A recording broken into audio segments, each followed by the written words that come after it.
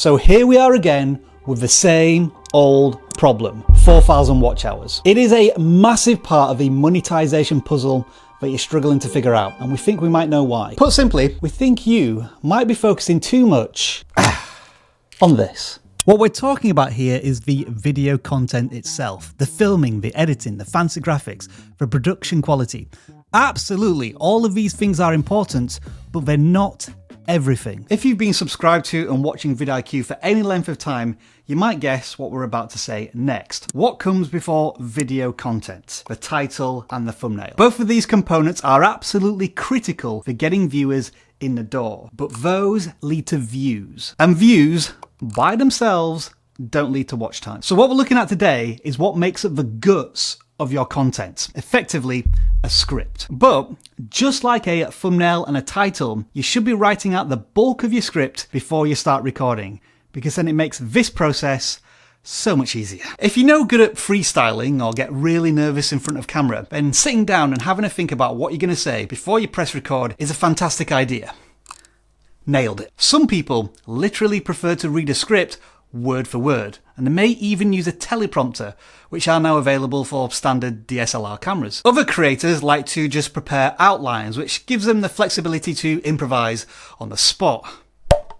I have no idea how this improvises anything. Now then, let's think about the video topic. Since YouTube is a search engine, it stands to reason that you should make content that is helpful for your audience. You should dig deep and really find the pain points of your target audience and offer comprehensive solutions for their everyday life. For example, do you remember a creator called Rob Kenny? Well, a few years back, he created a channel called Dad, How Do I? On that channel, he recorded the most basic of how-to videos, starting with how to tie a tie.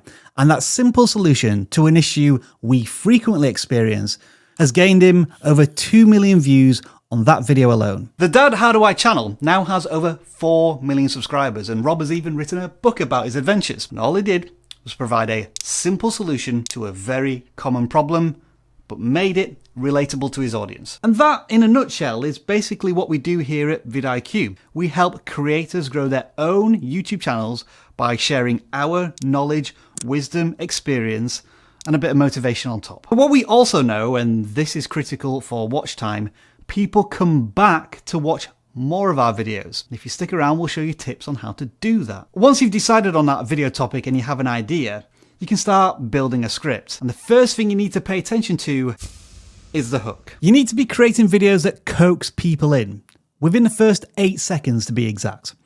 Writing a good hook is perhaps one of the best skills you can master, especially early on in your YouTube journey.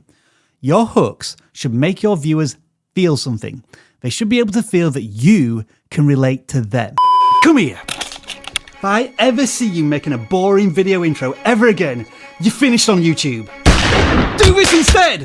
Somewhat of a direct approach, but a pretty good hook, right? And if you want to learn more about how to do this properly and see me box for some reason, then click on the video right now. Now, when possible, try and follow this up with a clear and specific explanation about what the viewer is going to get out of a video. And by the way, this isn't specifically for education and how-to channels. Mr. Beast is as far removed from educational content as you can get, but he always includes this type of thing in his videos. You can see how he showed us in the first 15 seconds what we'll be seeing and what to expect.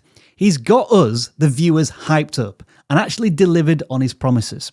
Obviously, his promises are super huge and so raise a lot of curiosity. But you can achieve success using the same principles. Now, if you have successfully hooked your viewer after 8 seconds and then guided them to the 30-second mark, the chances are they're much more likely to stick around for another 2 or 3 minutes at least, as your audience retention graphs will attest to. This is the point at which you can allow the video to breathe a little bit, adjust the pacing so it's more comfortable for the viewer. You might have 3 to 5 points that you want to cover throughout the video. Write down the essential information from each of these points that you need to cover and fact check if you need to. Remember that you're trying to build a loyal audience, so you want to bring forward that trust and credibility. If you're not only relatable but also trustworthy, then viewers are going to stick around for longer and come back. And to give you a little bit of a helping hand, this is how we do it at vidIQ. We start out with our topic and title. We make sure we add 1 or 2 alternatives as well. followed by an idea of how our thumbnail would look. So yeah, it is true that we don't always finish our thumbnail before we start recording, but we've got a template to work with that we can finalize once we've finished the filming process. And it also helps that we've made hundreds of videos in the past about YouTube education, so we've got a lot of templates to work from. We then break down the script. First the hook and intro. The main content is broken down into headers and then subheaders for each point, and finally the call to action and end screen. Now, once you have the script, you've got to transfer it from there to here. So here's a quick tip on how to find your voice. What would you like to be known for? And what would you feel would connect best with the people you're talking to? If you are new to being in front of camera, then try not to overcomplicate things. Keep your information simple and your sentences short. And when you do start to feel a little bit more confident, then start to sprinkle in more of your own personality. For example, humor. I didn't mean like that. The more individual and unique you are, the more reason viewers have to come back in the future. Like so many parts of YouTube, what we're trying to encourage here is consistency. In this case, it's a consistent structure of your video content, which is helped incredibly by a script. Over time, you'll start to rely less on these scripts. They'll become less structured, more freeform, almost to the point where you could theoretically do a live stream. You press record and you're so confident of your topic that your stream of consciousness that just flows from your brain through your mouth onto the camera is good enough for one take. Like I just did then. Come on. But we're not done yet, because if the viewer has got this far into the video, the chances are they've been satisfied by your content. And this is where you can ask for a little bit from your viewer. For example, it makes absolutely no sense for you to be this far into the video,